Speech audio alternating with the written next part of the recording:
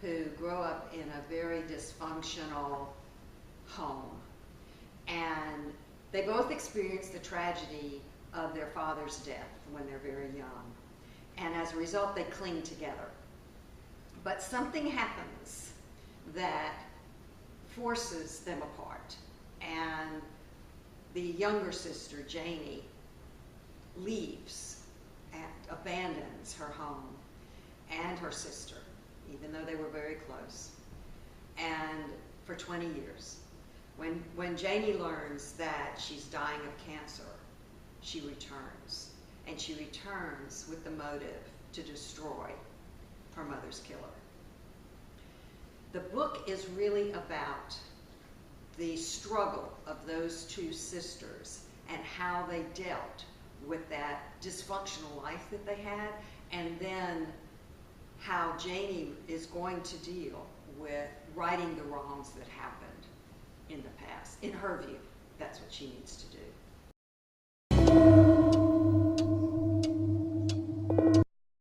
I'm terrible with titles. At least I thought I was. I struggled with this because this book has so many various themes, and so how do you get a title for it? So like anything else, when I get stuck, I move away from it. It's like when I'm doing the crossword puzzle. I'll be doing the crossword puzzle and I'll get stuck in, don't you always get stuck in a corner where you can't go anywhere? It's like you can get all the rest of the puzzle, but that corner you can't get. Leave it alone, go do something else, and boom, all the answers fall into place. And that's what happened with The Clock Strikes Midnight. It was clear to me, as soon as I said it, The Clock Strikes Midnight, Janie was running against a clock. Would she make it? Would she accomplish what she needed to do in time? It was the essence of the book.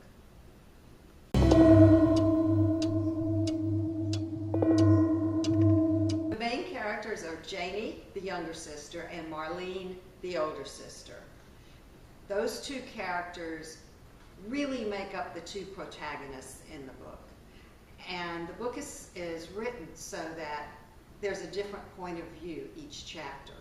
So that you have Janie's point of view in one chapter, then you get a different perspective and a different world when you enter Marlene's point of view in the next chapter. And it's a really good way when you switch point of views like that to build suspense. And that's how I like books. Those are the books I read. And I decided when I wrote this book, I wanted to write a book that I would want to read. And I really like that kind of suspense where you finish the chapter and you really want to know what happens next with Janie, but then Marlene enters. So you got to wait.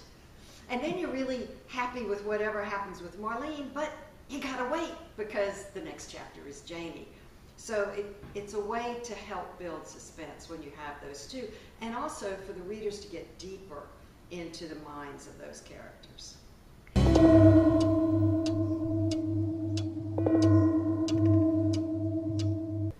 The third point of view is the mother, Eloise.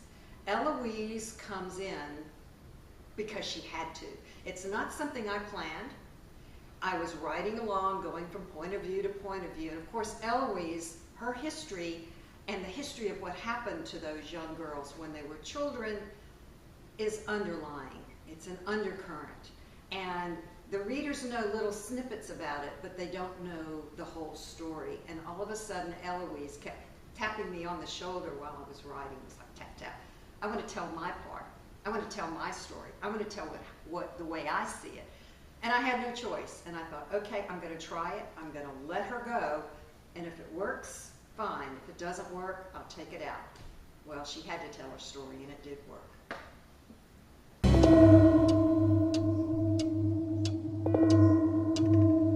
The book is set in Atlanta, Georgia. It's close to where I live. And that was easier for me to set a book in an environment that I know and understand. And so I decided Atlanta was the place. Part of the book comes from Savannah. There's a little bit in Savannah, and at one writing, I have more of it that takes place in Savannah, another place I know very well. But Atlanta seemed right. I needed a bigger city. I wanted a larger city, but I wanted a smaller environment within that city. And so I chose Decatur, which I happen to know very well. And it's just, Decatur is like a small island in the middle of the larger city, and it felt right. Furthermore, the fictitious neighborhood, which plays a big part in my book, Briardale Lane, fit beautifully in Atlanta, right near the Emory campus. And that area is so beautiful with the oak trees and the old homes. I could just see Marlene and Janie walking down that street as children, and it was the right neighborhood for me.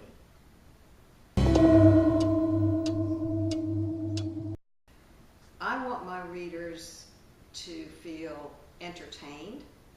I want them to experience, when they're finished with that, this was a great book, and pass it on to a friend. I want them to feel as though they couldn't put it down. They want to turn the page and find out what happens next. That's the way I like to read, and that's what I want my readers to experience. I want them to be surprised more than anything.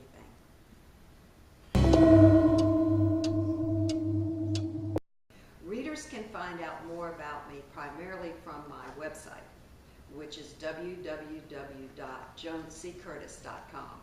There I have a bio, I've got all my books. They can order my books directly from my website or go to all the outlets such as Amazon or Barnes & Noble or any of the other outlets online. I also have a blog, and I'm very proud of my blog. I enjoy blogging, and I have a lot of information, including book reviews on books I've read, as well as author interviews with other authors, so that readers can hear about other authors and the way they write in their style. So they can go to my website. They can also find me very easily on Amazon. I have an Amazon authors page. I have an authors page on Goodreads for the readers that like to use Goodreads.